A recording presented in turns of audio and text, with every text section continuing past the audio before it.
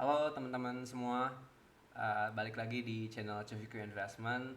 Thank you banget buat yang masih ngikutin perjalanannya untuk capai 100 juta pertama di saham.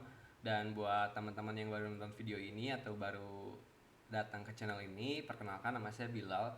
Dan saya di channel ini sedang membuat dokumentasi juga eksperimen perjalanan menuju 100 juta pertama saya di saham. Nah, kita memasuki minggu ke-16. Minggu lalu sebenarnya saya salah kasih title ya. Minggu lalu sebenarnya minggu 15 dan sekarang minggu 16.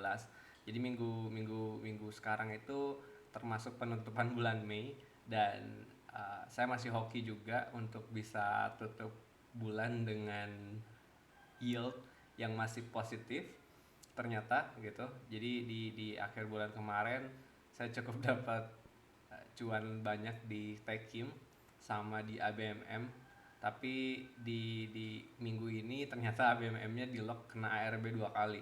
Jadi ya saya bakal jelasin dulu. Langsung aja kita bahas di portfolio return saya. Nah, ini portfolio return secara per bulan ya. Jadi saat dokumentasi ini dibuat kan saya mulai dari bulan Februari. So dari bulan Februari 10,51%, terus ke 7% di bulan Maret, terus 7,67 di bulan April, dan terakhir cukup hoki juga, cukup beruntung juga, ternyata masih bisa positif. Jadi so far masih positif semua gitu semenjak dokumentasi ini dibuat. Dan ini kayaknya hoki aja sih sebenarnya, hoki aja. Bulan Mei ditutup positif gitu 1,388 1,38%. Nah, kalau misalnya kita cek ke daily-nya, kita cek dalam 1 minggu terakhir ya, berarti dari tanggal 30 Mei sampai 3 Juni. Nah, jadi di dua hari terakhir bulan Mei itu saya dapat cuan dari Techim sama ABMM yang saya sempat bilang ya udah saya hold dulu sampai laporan keuangannya keluar. Dan ternyata dua-duanya laporan keuangannya keluar gitu di bulan di awal Juni ini gitu. Setelah bulan Mei ditutup lumayan tinggi dapatnya, pas tanggal 2 Juni sama tanggal 3 Juni itu di lock ARB sama di saham ABMM. Karena yang cukup ramai di Stockbit kemarin karena pas laporan keuangannya keluar sebenarnya masih positif laporan keuangannya, tapi uh, apa ya, porsi untuk di laporan keuangannya, porsi income buat non pengendalinya itu cukup besar ngegerus pendapatan utama untuk induknya gitu. Jadi itu salah satu alasan kenapa orang-orang jadi pada takut, jadi pada fear, dan akhirnya untuk keluar dari saham ABMM. Nah, tapi saya belum cut loss juga di sana, jadi saya masih minus 10,6% ini. Kalau misalkan kita cek di portofolio, masih nyangkut minus 10,6%. Lalu saya sempat beli total. Jadi yang saya sempat bilang kan, saya bakal nunggu sampai Tekin keluar laporan keuangannya. Saya udah cek laporan keuangannya, sedikit menurun income-nya dibandingkan kuartal 1 2021. Tapi itu karena dipotong oleh selisih selisih kurs kalau nggak salah gitu. Tapi secara laba usaha tuh naik lumayan cukup tinggi gitu. Saya udah saya bikin tulisan juga di Stockbit gitu perihal Techim. Yang lebih menarik sebenarnya INKP gitu. Jadi pas saya cek, wah lebih menarik INKP nih. Tapi ternyata di pas hari kemarin ada info kalau misalkan total Bangun Persada bagiin dividen Rp25 per lembar saham, yang artinya sekitar 7,7%-an gitu di harga tersebut waktu saya beli. Dan ya ternyata naik gitu, cuma saya belum take profit.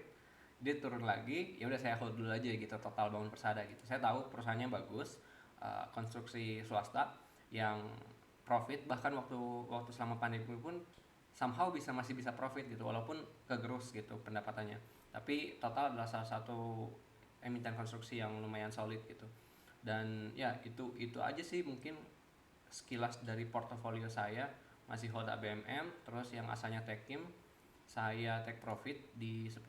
Ini saya kasih lihat ya, saya Techim 10%, dapat 1,6 juta, sisanya kegerus sama floating loss di ABMM gitu.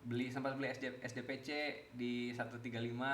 Ini cukup menarik saya karena ngelihat ada potensi turnover perusahaannya, bukan turnover juga sih sebenarnya, tapi laba kuartal satunya secara annualized bikin PE ratio SDPC ini sangat menarik gitu. Saya kalau misalkan kuartal 2-nya confirm dapat pendapatan yang gede, SDPC bakal salah satu perusahaan yang menarik. Ini SDPC, kalau misalkan ada teman-teman yang belum tahu, SDPC adalah yang punya antangin, jadi saingannya Sido muncul lah.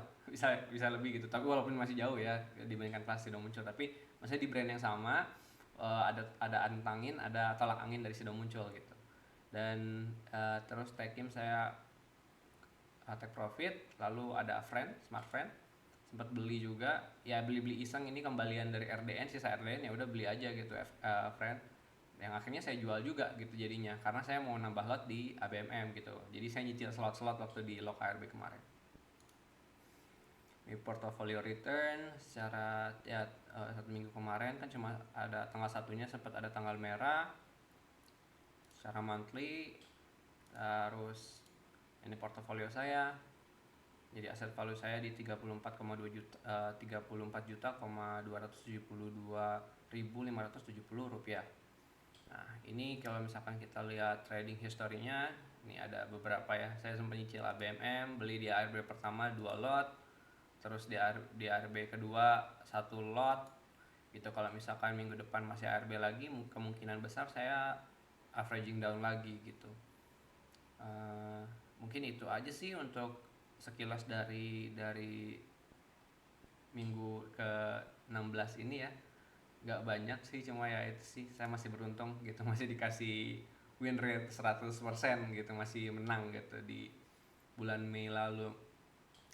Itu aja mungkin video kali ini. Buat yang kemarin saya sempat dapat masukan juga buat ngasih lihat tetap grafik asset value saya. Jadi ini asset value saya, sebentar kurangin dulu ya. Nah ini jadi asset value saya so far. Jadi dari bulan 2 Februari 13 juta, baru ada deposit 6 juta, naik cukup tinggi, terus naik gitu, naik, jadi tiap deposit naik. Nah bulan ini aja sih, bulan April Mei kayaknya aset value saya nggak kemana-mana gitu. Jadi ya 1 bulanan lah aset value saya nggak kemana-mana. Sempat naik kemarin 30 Mei kan 34, terus naik sampai 38, hampir 36 juta, turun lagi ke 35,8. Nah sekarang turun lagi gara-gara nyangkut di ABMM 34,2 juta. So ya itu aja mungkin sekilas dari kinerja portofolio saya di minggu 16. Thank you buat teman-teman yang masih ngikutin. Jangan lupa di subscribe videonya, channelnya, lupa mulu, jangan lupa di subscribe channelnya.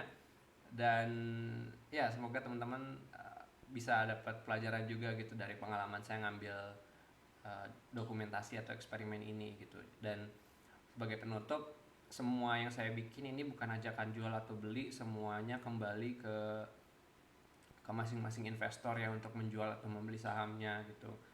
Jadi saya nggak bertanggung jawab gitu kalau misalkan kalau teman-teman ngikutin portofolio saya gitu atau gimana, karena pasti sewaktu-waktu bisa aja saya berubah gitu, bisa aja saya jual atau saya beli, dan itu belum tentu benar, belum tentu salah. Jadi saya harap teman-teman sebelum membeli dan menjual ya tetap analisa sendiri juga gitu supaya dapat convictionnya. Itu aja mungkin untuk video kali ini, nggak lama, 8 menitan. So ya sampai jumpa di video selanjutnya. Thank you buat yang udah ngikutin, jangan lupa di subscribe dan like video ini. Silakan komen di kolom komentar kalau misalkan kita mau discuss soal saham. Sampai jumpa di video selanjutnya. Thank you semuanya, bye bye.